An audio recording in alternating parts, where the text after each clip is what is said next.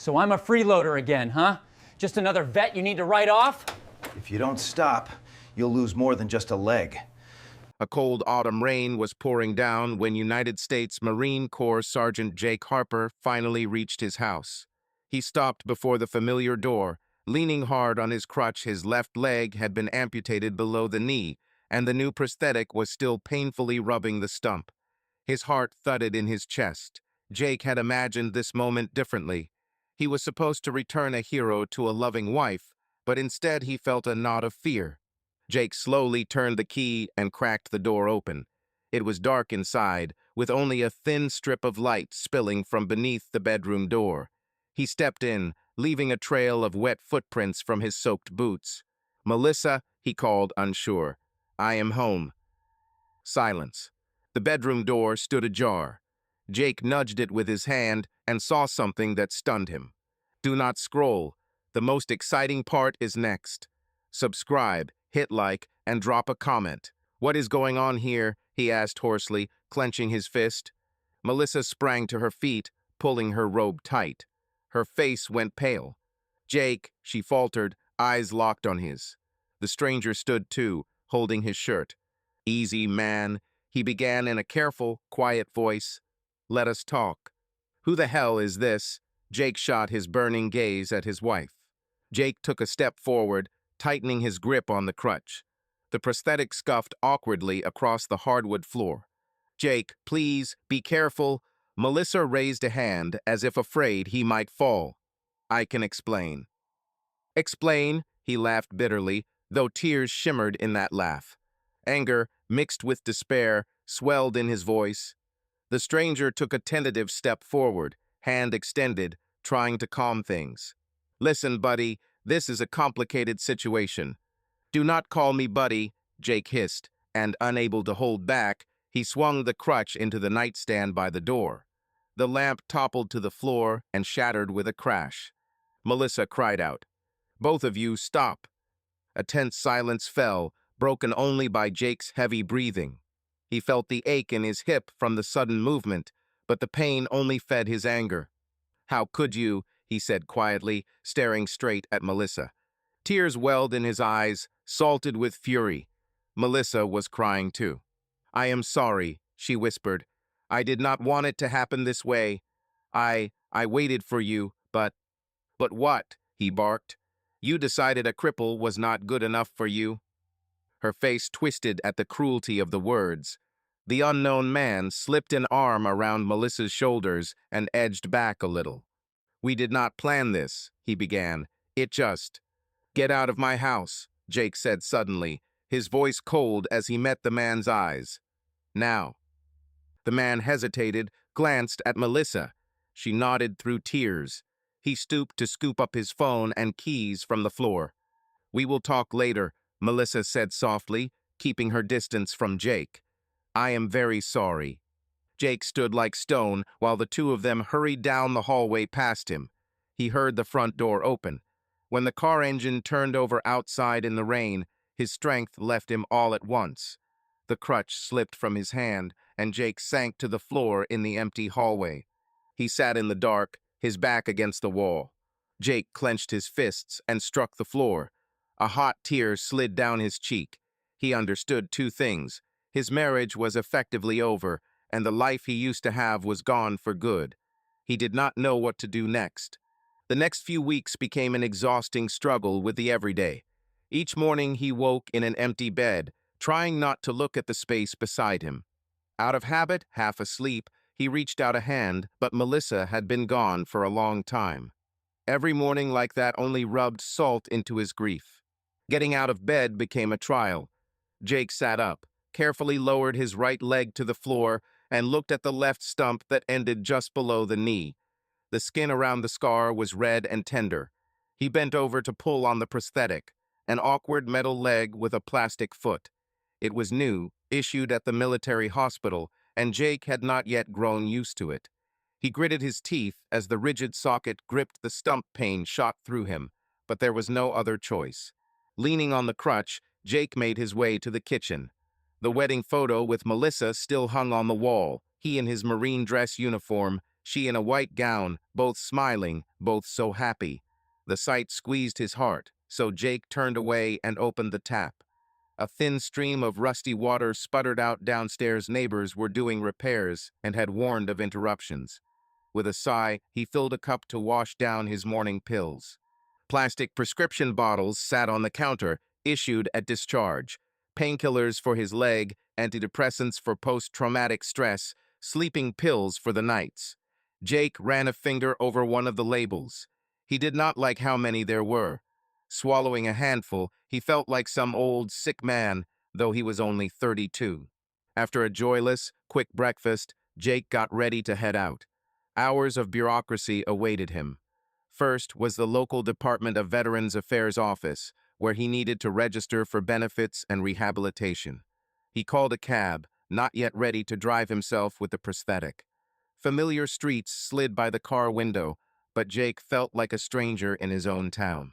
Inside the Department of Veterans Affairs building, he met the smell of disinfectant and a line of equally worn-down veterans.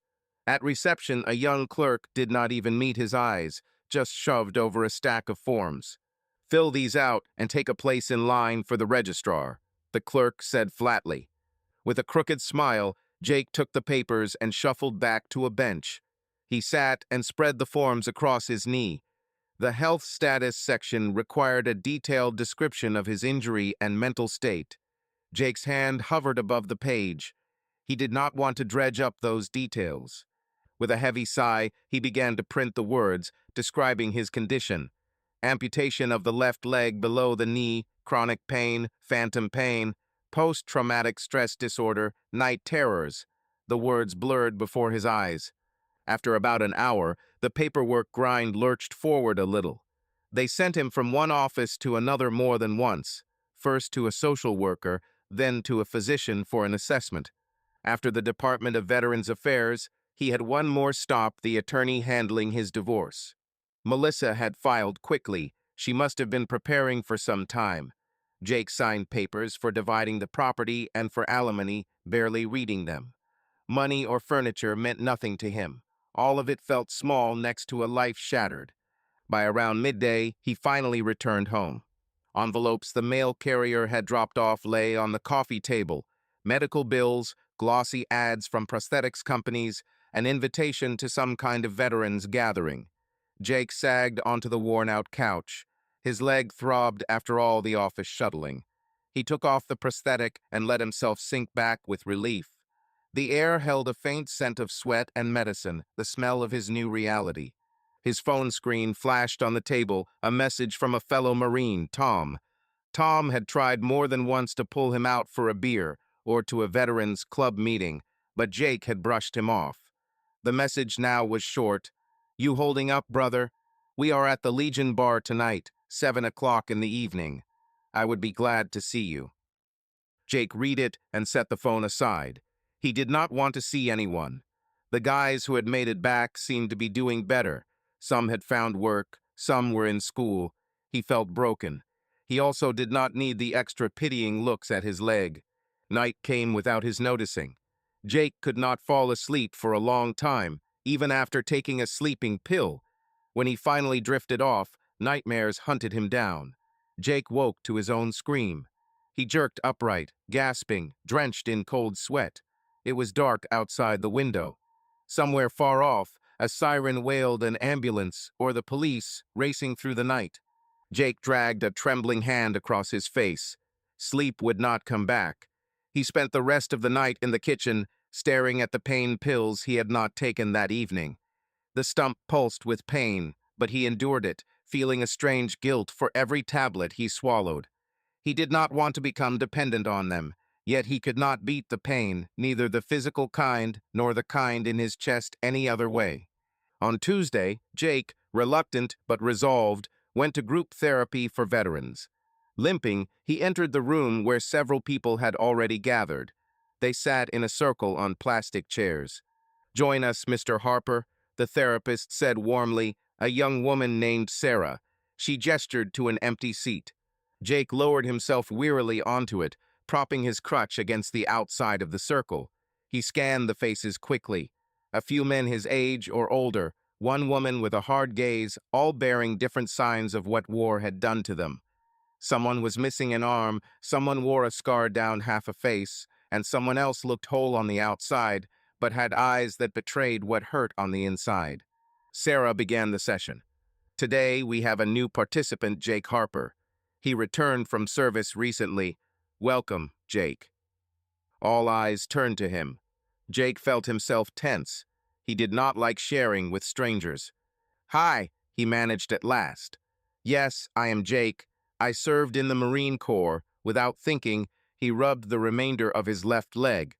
Welcome, brother, said the man across from him, a gaunt veteran in a baseball cap with an army emblem. You are among your own. Jake nodded, but kept quiet. The meeting went on. One by one, the veterans spoke about life after coming home.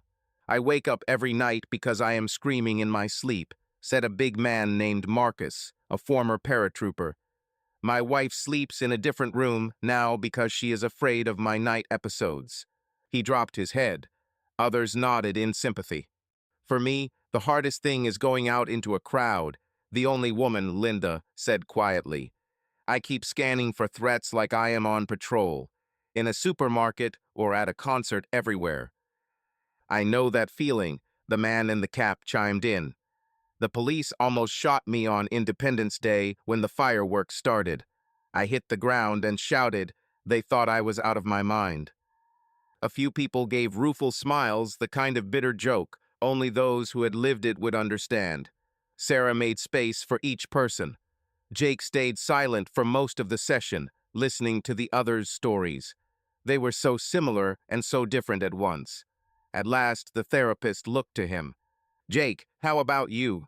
How is the adjustment going? Caught off guard, he cleared his throat. Everyone waited. He felt the pressure of their collective gaze.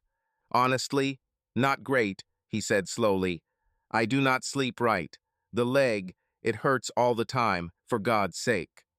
He noticed Marcus give the faintest nod. Marcus had an amputated arm, so he probably understood. My wife, Jake hesitated. He had not planned to bring it up, but the words came anyway. My wife left me. She could not handle all this. Silence settled over the room. Sarah tilted her head with empathy. I am very sorry you had to go through that, she said gently. You are not to blame for what happened. Jake gripped the edge of his chair, nerves taut. The old bitterness rose in his chest. Is that so? It came out harsher than he meant. She called me a cripple. She said she could not live like this. Some of the veterans shook their heads. Marcus muttered a curse under his breath. That is incredibly painful to hear, Linda said. But know this, you are not the only one. Some of us lost loved ones to post-traumatic stress too. Jake clenched his teeth, fighting for control. He did not want to fall apart, not here, not in front of everyone. Thank you, he managed hoarsely. They spoke for a while about ways to cope, about breathing exercises and new habits. Jake listened, but his own thoughts held him fast. At the end of the session, Sarah handed out brochures. There is information here about our resources, she explained. Support groups, hotline numbers, opportunities to volunteer. Jake took a brochure without thinking. His eye caught a line. The volunteer organization Team Rubicon engaging veterans in disaster relief. As people began to leave, Sarah caught up to Jake by the door. How are you feeling? You held up well today. He shrugged. I have had better days, he said honestly. The leg is acting up. Are you taking the pain medication that was prescribed? She asked carefully, professional concern in her tone. Jake heard it and shut down a little more. Not really, he muttered. They hit me like a wave. They fog up my head, and they never fully stop the pain. Perhaps talk with your doctor about a different dose or a different medication, Sarah suggested. Pills, pills, Jake suddenly exploded, unable to hold it in. You have one answer for everything. More pills in the morning, at midday, and at night. Do you think that makes life better? Sarah flinched a little at the sharpness, but stayed calm. I do understand your frustration, she said softly. No one wants to be stuck on medication. Sometimes, though, they help you survive the worst stretches. Jake scowled, feeling anger boil up. I do not want to be stuffed with pills for the rest of my life, he shot back. I want to live like a normal person, not be a vegetable. A few veterans walking by in the hallway turned at the raised voice. Sarah lifted her hands in a calming gesture. All right, Jake, I am sorry. Let us avoid drastic decisions, she said in the soothing tone used to settle a wild animal. I just want to help. Let us do this. I will schedule you with a pain specialist who can offer non-medication methods. All right? Jake drew a breath, realizing he had yelled at someone trying to help. Shame pricked him. Okay, he muttered, looking away. I am sorry, Sarah. I am just at the end of my rope. Her eyes held only support. I understand. It is all right, she said, touching his shoulder for a moment. The important thing is not to give up. I will see you next week. He nodded uncertainly and limped toward the exit. Outside, Jake drew in the fresh air as if he were starved for it. His heart was still hammering after the scene. The pain in his leg had not eased. His hands trembled adrenaline and nerves.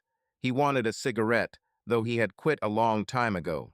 As he made his way toward the parking lot, Jake realized he could not remember where he had put the brochure Sarah had given him. Maybe he had left it in the room or lost it on the way out. He felt hollowed out. Another wave of anger and hurt rolled over him, and he had no idea what to do with it. Months passed. Jake's life stayed stuck in place days, stretching out into emptiness. But near the end of August, the news carried word of a powerful hurricane slamming into Houston. The television showed flooded streets and people stranded on rooftops waiting for help. Jake watched the footage, and something inside him answered a familiar urge to move, to act. During his service, he had seen disasters overseas and helped civilians.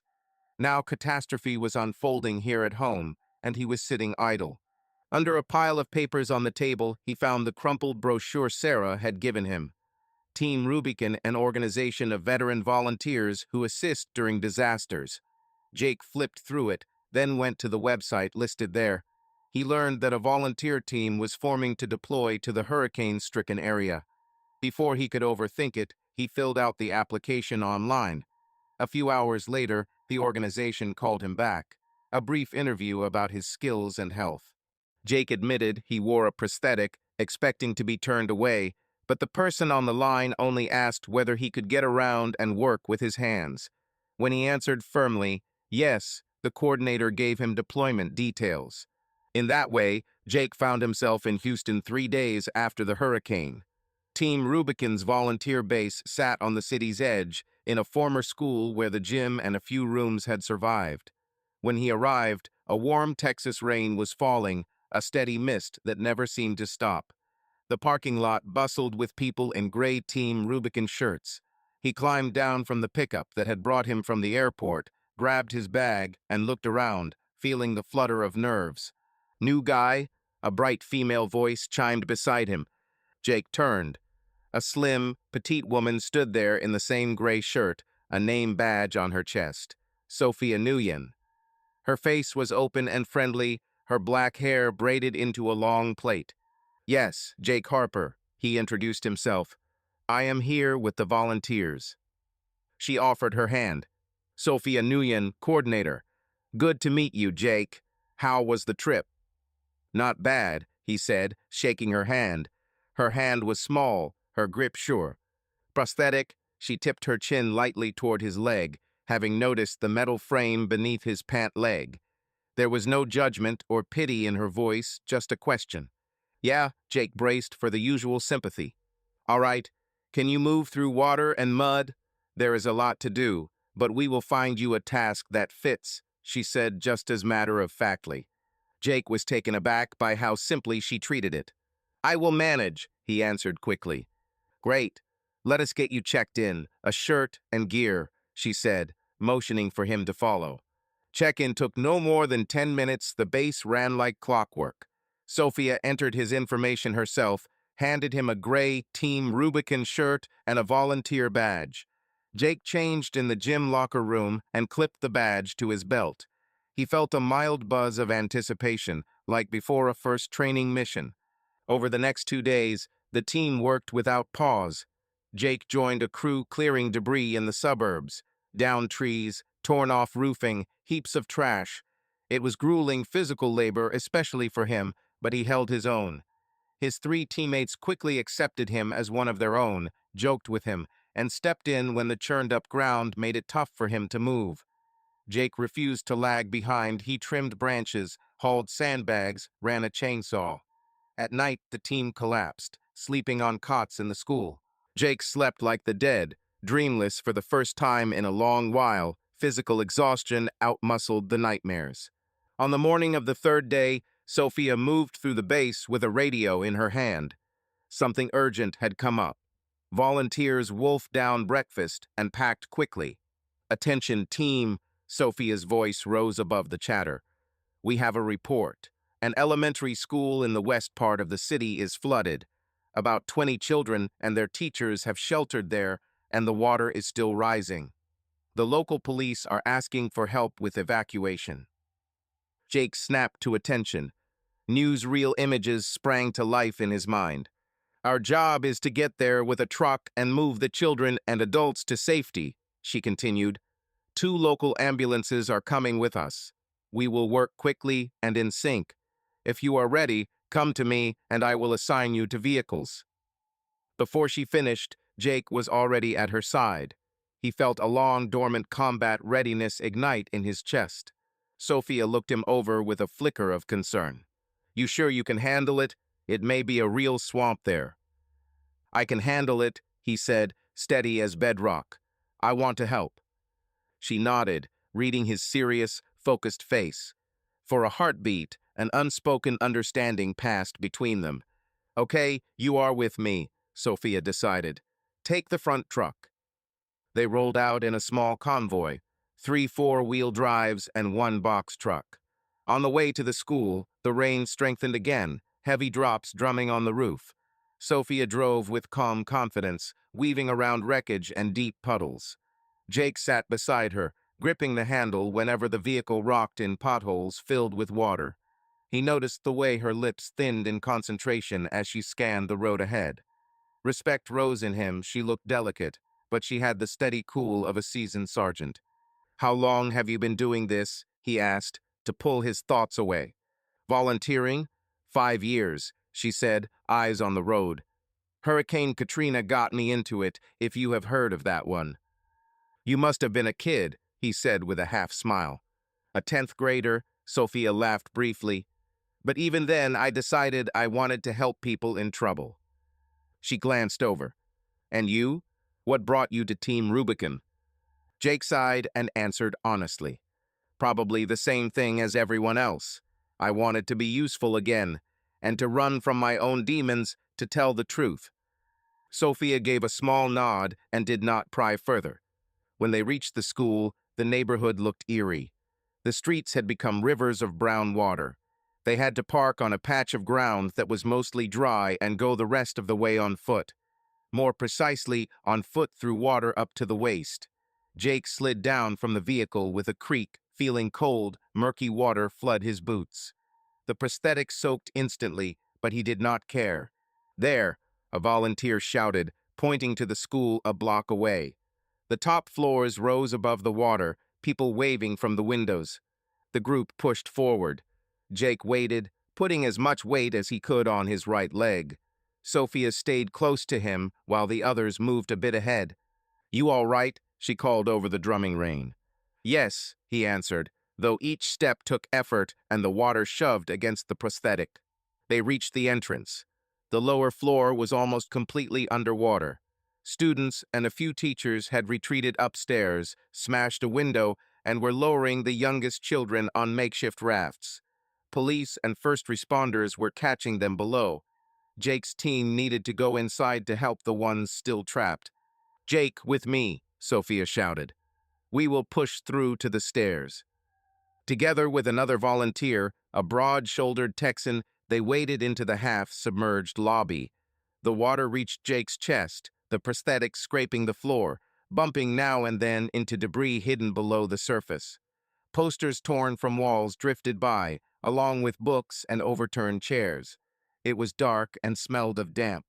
Here, a flustered woman on the stairs called out, waist deep in water, steadying a boy of about 10, an older teacher. "We have 6 more children on the second floor. They cannot get down on their own." "Take a breath, we have you," Sophia said firmly. She handed the boy to the Texan. "Carry him out and pass him to the medics." He nodded and struck out, holding the child. Jake and Sophia started up the flooded stairs, gripping the rail. Jake felt the prosthetic begin to slip. Its fit had loosened in the water. He clenched his teeth. Not now. Heat flared in the stump, but he pushed on. On the second floor, children clustered in the corridor, some crying, 2 young teachers soothing them. Seeing their rescuers, relief washed over their faces. "All right, friends, we are getting everyone out," Sophia said in a bright, steady voice, though she was breathing hard. "We will go down carefully, one at a time." She set a rhythm quickly. She took a child, passed the child to Jake, and so on down to the others waiting below. Jake moved on autopilot, though his back screamed and his left side burned. One by one, the children disappeared down the stairs to boats and doctors. One remained, a little girl of about 7 with light brown hair plastered to her head by the damp. She was trembling, a teacher stroking her back. "Her name is Ellie," the teacher said. "She is very afraid of water." Jake crouched, balancing on one leg to get his eyes level with hers. "Hi, Ellie," he said as gently as he could. "My name is Jake. You know, I used to be afraid of water too." The girl lifted tearful eyes. "Really?" "Really. But you and I are going to move like real pirates," he said, trying a smile. "I even lost one leg like Captain Hook." He winked and put on a mock grimace. "Yo-ho-ho." To his surprise, the girl gave the faintest smile. "See? Not so scary," Jake encouraged. "Now climb onto my back, hold tight, close your eyes, and I promise in a few minutes we will be on dry ground. All right?" She nodded. Jake shrugged off his jacket and wrapped it around her small, chilly frame. He turned, and the teacher helped Ellie climb onto his shoulders. The girl clung to his neck, shivering but holding on. Sophia stood beside them, ready to steady him. "It will be all right," she said softly, meeting Jake's eyes. There was warm reassurance there. "It will," he breathed. They started down. Jake feared above all that he would fall or slip and endanger the child. His heart pounded up in his throat. Each step with the prosthetic was a battle. In the water, it seemed to have a mind of its own. Halfway down, the worst happened. The prosthetic foot struck a broken desk under the water and skidded hard. Jake lost his balance. "Ah!" he cried as he slipped and dropped to one knee. He clamped both hands on the rail, fighting not to plunge under. Ellie gasped and began to sob, tightening her grip around his neck. Sophia, just behind him, lunged forward and caught his shoulder. "I have you." Jake exhaled, forcing himself upright. His right leg trembled with strain. "It is okay, Ellie," he rasped. "We are almost there." The child hiccuped a yes and held on. A moment later, with Sophia and the rail to steady him, Jake got to his feet. The prosthetic had jammed a little, but he pushed on, limping as hard as he had to. A few more steps, and 2 police officers met them at the exit. "I will take her," one said, gently lifting the girl from Jake's shoulders. They passed Ellie to the medics, and Sophia helped the spent Jake out onto the dry steps. Once he was outside, Jake realized he was shaking all over from exhaustion and adrenaline. Sophia stood beside him, holding his hand as if she were afraid he might fall. "Are you all right?" asked the teacher who had already followed them down. "Yeah, I'm fine," Jake rasped, trying to catch his breath. Sophia searched his face. "Are you hurt?" she asked softly. "No," he shook his head. "I'm okay. It's just the prosthetic. It loosened up a bit." He glanced down. The thigh mount really had slipped. He'd need to adjust it. Sophia nodded in relief. Her eyes were shining. "You did great, Sergeant." Jake only exhaled and leaned his back against the wall. He felt neither pain nor cold in that moment, only a quiet joy that every child had been saved. That night, after the children were rescued, the Team Rubicon camp buzzed with energy. Volunteers celebrated a successful operation. Some locals brought pizza and homemade cookies in gratitude. The kids were safe, and everyone felt proud of what they'd done. Jake sat off to the side in the gym, sprawled in a folding chair. He was bone-tired, but more content than he had been in years. People clapped him on the shoulder, thanked him for his work, called him a hero, but Jake just cracked Joke's team effort, he said. After a while, the noise faded as volunteers drifted off to rest. Jake pushed himself up, every muscle protesting. He stepped into the school hallway that served as a temporary dorm. The lights were dim, a few bulbs flickered here and there. He leaned against the wall, trying to fix the prosthetic mount. The dunk in the water had shifted it, and now it was chafing his skin. "Need a hand?" came a familiar soft voice nearby. Jake looked up. Sophia stood there with a bottle of water. Her braid was a bit mussed, there was tiredness on her face, but her smile hadn't gone anywhere. "I'm good," he breathed, awkwardly bracing his back against the wall. He was sitting on the floor, one leg stretched out, the other his metal prosthetic lying beside him. "Just needed to tweak it." Sophia crouched next to him. "Let me see." Her voice was gentle, but it left no room for argument. Jake let her take the prosthetic. She inspected the mount. Her fingers brushed the swollen, rubbed raw scar on his stump. Jake flinched at the sting. "Sorry," she whispered. "It's really irritated. We should disinfect it." "No need. I'll dress it in the morning," he said. "Really, I'm fine." But Sophia was already standing. "Wait here." She slipped through a door, and Jake heard her rummaging in a med kit. A moment later, she came back with a small bottle of antiseptic and a roll of gauze. "May I?" she asked, nodding toward his leg. Jake sighed and nodded. He hitched up his pant leg, exposing the stump. Even in the dim light, you could see the skin was rubbed red. Sophia knelt carefully and pressed the antiseptic-soaked gauze to the sore spot. It burned. Jake clenched his fists. "Sorry, just a little more," Sophia murmured. He looked at her. She was so close, bent over, intent on treating his wound. A few stray strands of hair had fallen across her face. Jake noticed how truly petite she was beside him, and at the same time, how strong. He remembered how she had steadied him on the stairs, keeping him from falling, how bravely she had run the rescue, and how she'd looked at him afterward with that warm light in her eyes. "All set," Sophia said softly, finishing the wrap. "Tomorrow we should dry the prosthetic out, and you should be off heavy work for at least a day." "Off duty?" Jake gave a crooked grin. "Not happening." Sophia started to object, but he went on, more gently. "I'm okay. Honestly, today, that was something else. I haven't felt this needed in a long time." She smiled, a touch sadly. "I get it." Their eyes met in the half-dark.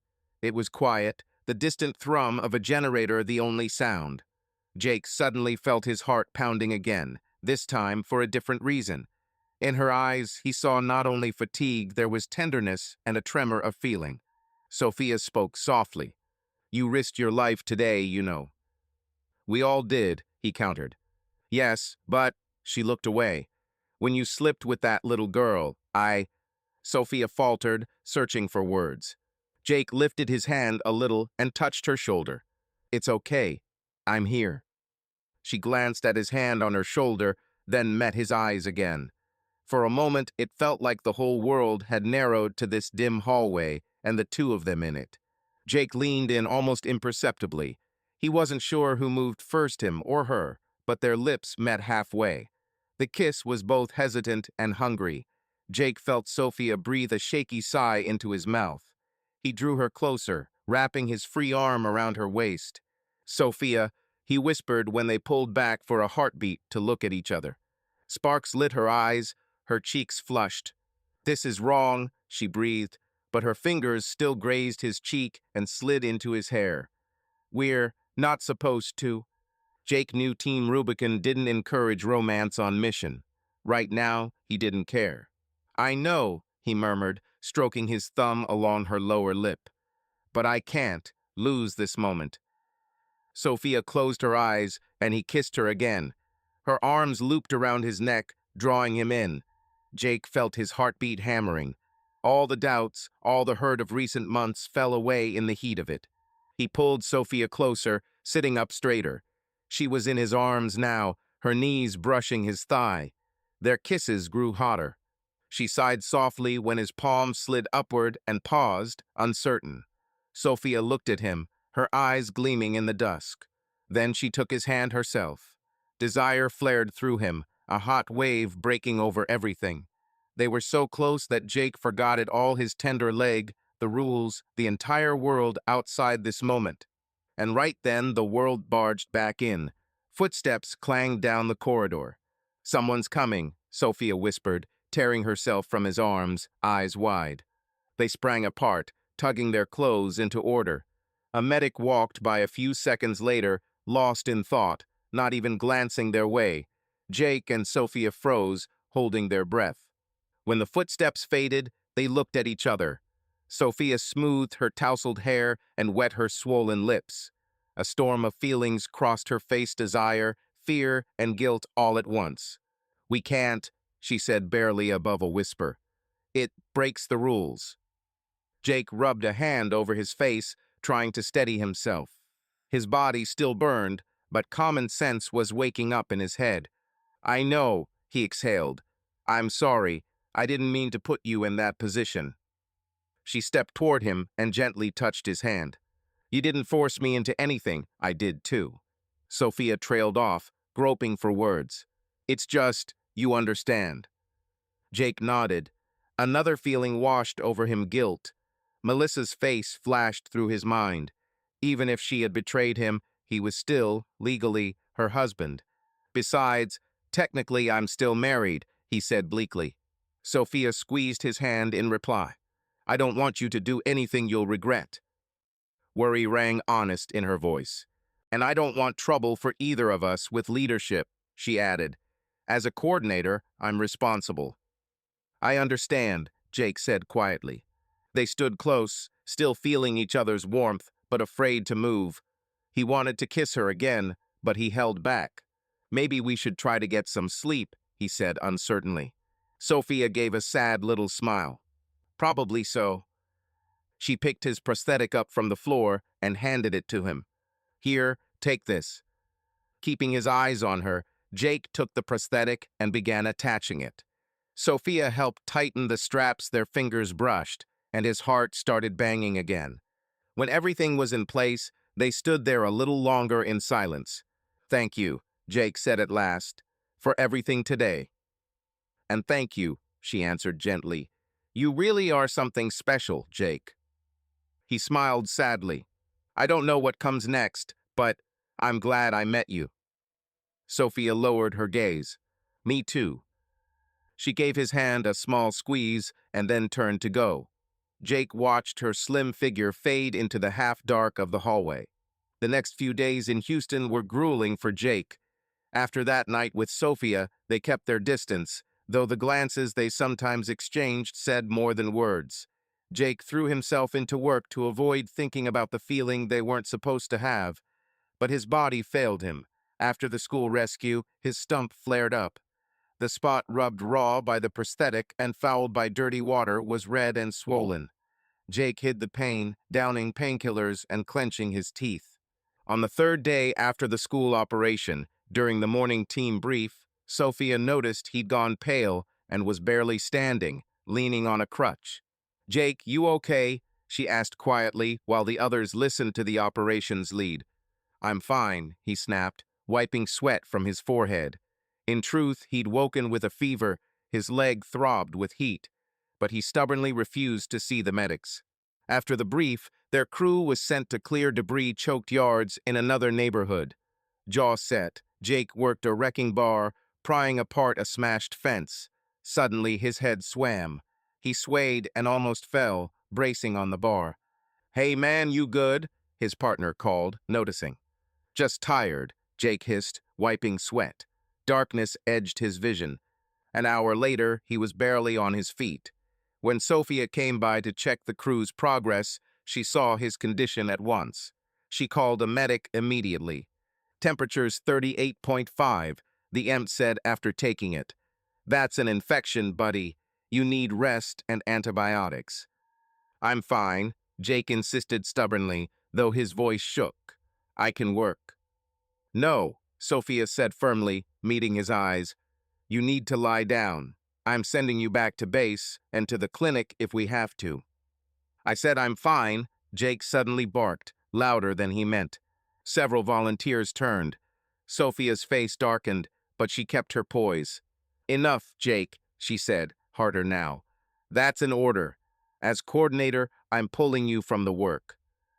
The word order seared him. Jake's heart pinched with hurt and despair. Seriously, he hissed. You know how much I need to be here. Don't take this from me. He stopped, feeling his voice start to break. Sophia's expression softened for a heartbeat. I understand, but you matter more right now. If you push it, it'll only get worse. The EMT touched his shoulder. Come on, friend. We need to dress that leg. Jake jerked his shoulder away. Back off. Tears of anger pricked his eyes. I'm not some invalid you can write off. Silence fell. Everyone around them froze, stunned by his outburst. Sophia's face clouded, but she held steady. No one's writing you off. We care about your health. Please, listen. You know what? Jake cut her off, voice trembling. Maybe I should just get out of here altogether, if that's how it is. He tore his volunteer badge from his neck and flung it on the ground. One of his teammates gasped. Sophia looked shocked and deeply hurt all at once. Don't make this into a drama, she said quietly. We're all proud of you. Just let us help you. But Jake wasn't listening. Anger, pain, and disappointment were churning together. He felt abandoned and spent all over again. Without another word, he limped away on his crutch, leaving the others stunned. It took him nearly half an hour to reach base. By then, his fury had burned down, leaving emptiness. Jake sank onto the steps of the quiet mess hall and covered his face with his hands. He was feverish, his body ached, but worst of all was the despair ripping through his chest. He had lost it in front of everyone, and he had yelled at Sophia. That's it, he thought bitterly. They'll kick me out for sure. The thought brought tears to his eyes. In such a short time, he'd grown attached to these people, to the sense of brotherhood and purpose. And to her, his heart hurt imagining the disappointment on Sophia's face. After a few minutes of lonely misery, the mess hall door creaked softly. Jake looked up. A gray-haired man in a TRT shirt the operations lead everyone called Captain Lewis stood in the doorway. He sat down beside Jake, studying him with kind attention. Son, Lewis said quietly, I heard what happened. Jake looked away, swiping his eyes with his sleeve. If you came to tell me I'm being sent home, save it. I'll go myself tomorrow. The captain sighed. I get that you're upset, but nobody's kicking you out unless you want to leave. Jake gave a bitter snort. After that, I blew up, broke discipline, let the team down. You were at your limit, body and soul. It happens, Lewis said evenly. I've seen it before. We're not robots out here. He paused, then set a hand on Jake's shoulder. You're a good fighter, and you've done excellent work. Don't think it's gone unnoticed. Jake shook his head. But I let Sophia down. She trusted me. Remorse roughened his voice. Lewis smiled sadly. I spoke with Sophia. She's worried about you. Jake closed his eyes. I'm so ashamed. They sat in silence for a few seconds while Jake tried to pull himself together. Listen, Lewis said at last. My advice, go home and heal up. You did your part here. Then, when you're ready, come back. Team Rubicon is family. We don't leave our own behind. Tears filled Jake's eyes again, but this time with gratitude. He nodded, not trusting his voice. Lewis stood and gave his shoulder a gentle nudge. The doc's already waiting to get you started on antibiotics. Go on, Sergeant. Follow the doctor's orders. We'll handle everything else." Jake got to his feet, swaying. The captain took his elbow, steadying him. "And one more thing," Lewis added. "Hot food and solid sleep work wonders. Tomorrow morning the world will look different." 2 days later, Jake was on a plane headed home. His Houston rotation had ended earlier than he expected. The farewell was low-key. He thanked everyone who came to see him off, especially Captain Lewis. Sophia wasn't among them. She'd stayed busy in the command post, or so he was told. Jake felt a pang of disappointment, but he understood. Maybe that made it easier. Back home, Jake spent a few weeks in quiet, healing both his leg and his heart. At first, the silence of his apartment pressed down on him again, but he wasn't the same as before Houston. New contacts sat in his phone, several Team Rubicon friends who checked in now and then. Even Captain Lewis sent a message. "How are you, son? Heal up. We'll be waiting for you on the next ops." That simple support lifted Jake's spirits on the worst days. Physically, he improved quickly. A course of antibiotics knocked out the infection, and the wound closed. The VA doctor finally fitted him with a new, more comfortable prosthetic with a special silicone liner. It made walking easier and cut down on chafing. Jake also got fired up about trying a running prosthetic. At the hospital, they mentioned a charity program that helps veteran amputees with sports gear. Jake applied and, a month later, received his first running blade, a springy attachment in place of a foot for running. At first, it was scary. He hadn't run since the injury. But one dawn, Jake put on his workout gear, clipped on the blade, and headed to a quiet park nearby. The air was cool and fresh. He set his right foot forward, inhaled, and took the first springing step on the prosthetic's edge. Awkward, slow, another step. His heart pounded with a fear of falling, but his body remembered youth, training from before the injury. His muscles slipped into rhythm, and soon he was jogging the path. The wind hissed in his ears, and suddenly Jake realized he was smiling. He felt free, as if he'd sloughed off the weight of the past year. A few passers-by stared at the man running on a blade, but Jake didn't care. He even laughed out loud from sheer joy. That morning, he ran almost a kilometer before stopping, breathless, dropping happily onto a bench. It was only a beginning, but what an important one. Little by little, Jake came out of his shell. He returned to group therapy. When he stepped into the room, Marcus, Linda, and the others greeted him like an old friend. Jake spoke about his volunteer work in Houston. At the end, he even dared to invite the group to join a veterans' charity run scheduled for a month later. "I'm putting together a team," he said, eyes alight. "Even if you can't run, walk it. The point is to do it together." Several people applauded, backing the idea. The veteran community was slowly but surely bringing Jake back to life. He went out more coffee with Tom and other buddies, odd job repairs to help someone out. On Saturdays, he volunteered at a city soup kitchen, handing out meals just to keep himself useful. He found that when he was busy helping others, his own problems faded into the background. One day, sorting through old things, Jake came across a photo of his military friends. Among them was his fallen partner, the one he hadn't been able to save. That memory used to stab him with pain, but this time Jake smiled quietly at the photo. "I'm trying to live for both of us, brother," he told him in his mind. It felt like the weight of guilt had lightened a little. Meanwhile, the legal loose ends tied off too. The divorce from Melissa was finalized. It happened without drama. They met with the attorneys present and signed the papers. Melissa avoided his eyes, only wished him the best, soft and distant. Jake didn't press for anything more. When he walked out of the law office, he felt both relief and sadness. That chapter was closed. October arrived. Jake had just come back from a morning workout soaked with sweat, but satisfied when a notification lit his phone. Team Rubicon was mobilizing volunteers for a new storm headed for Florida. Jake's heartbeat quickened as he read, "Hurricane Irma, Category 4, expected to strike the coast. Volunteers needed for evacuation and relief. Registration open." Jake didn't hesitate. Steeling himself, he began laying out the gear he'd kept from last time. He packed his ruck with focus, a mix of nerves and joy rising in his chest. For the first time in a long while, his life had a clear purpose and direction. He was ready to step into the storm again. Florida greeted him with stifling heat and a tense sense of waiting.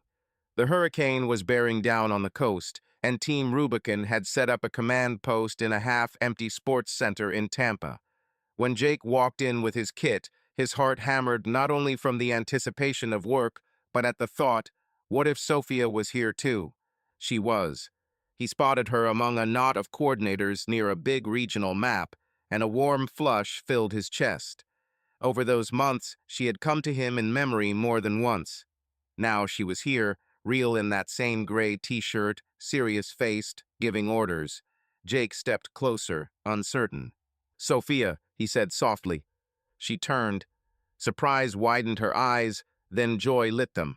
"Jake!" She almost rushed to him, then checked herself, her smile bright. "You came." He nodded, smiling back. As promised, back in the fight. For a beat, they both wanted to forget everything and hug, but people were all around. Sophia quickly pulled herself into a businesslike tone, though her cheeks flushed. "Good to see you, Sergeant. We'll be working together." "Yes, ma'am," he joked.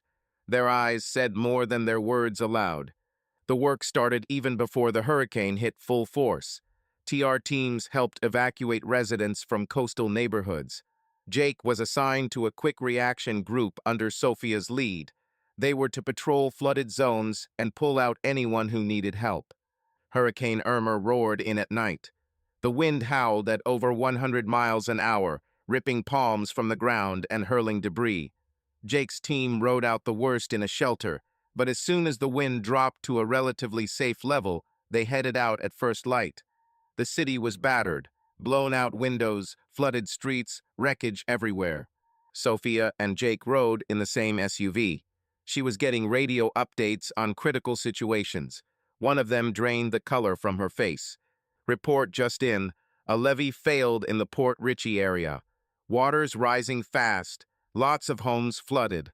There's an sauce from a group at the local hospital. Water has cut them off." "We need to move now," Jake said, gripping the wheel. Sophia was already barking into the radio. "All teams proceed to Port Richey Hospital. Coordinates are..."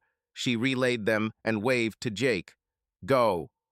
They barreled down a shattered road as fast as they dared. Rain still poured in sheets. The hurricane had moved on, but its skirts were still drenching the region. Police cars and ambulances shot past them in the other direction. They reached the hospital at last, a small, two-story building. Water stood knee-deep all around.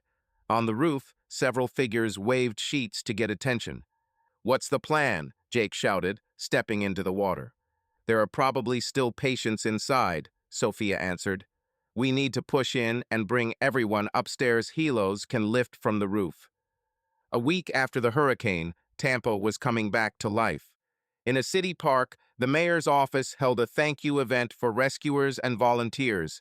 Under a big canopy gathered police, firefighters, medics, and the Team Rubicon crew. Jake stood in his gray shirt among the other gray shirts. Beside him, leaning on a crutch, stood Sophia. Her leg was in a cast, but her smile was bright.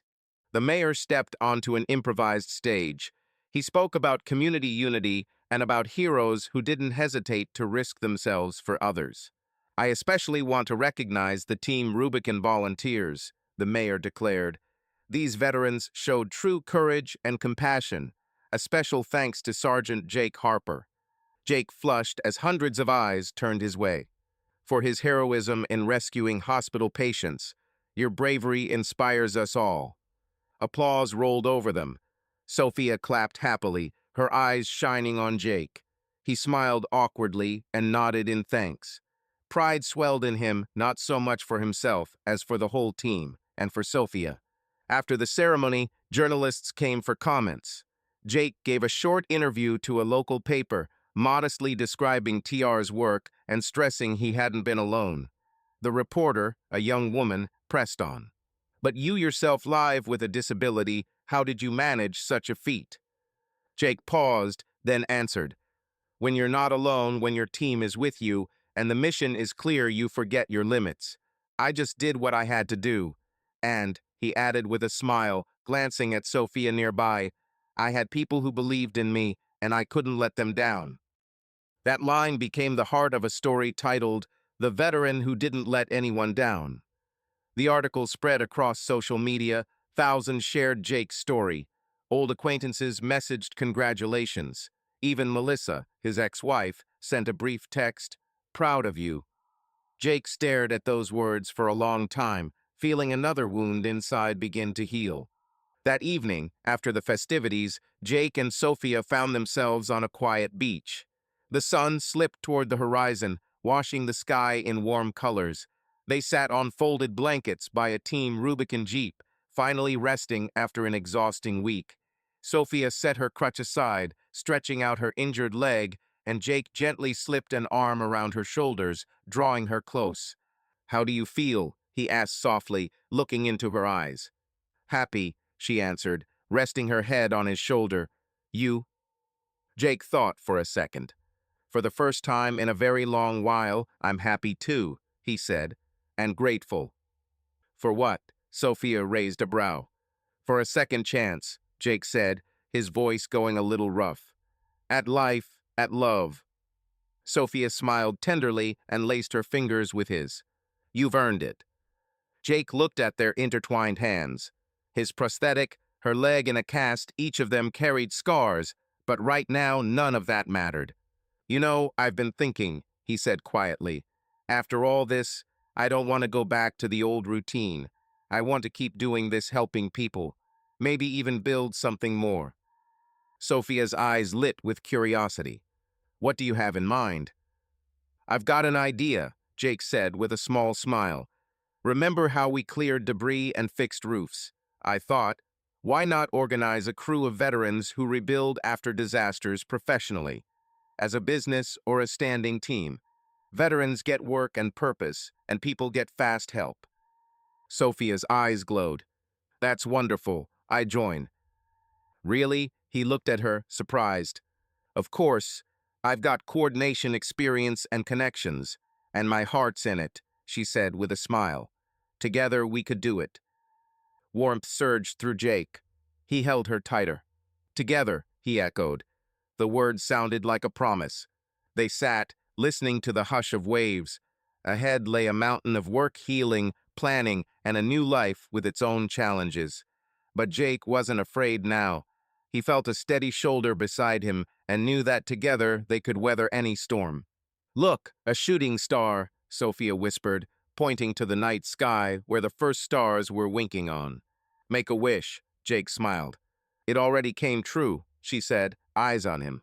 Jake kissed her softly, tasting the sea salt on her lips, and knowing this kiss carried the hope they had found in the middle of the storm and would carry with them into their new life. Subscribe to our channel so you don't miss out, because this is nothing compared to what's next. If you're under 18, don't even think about hitting next.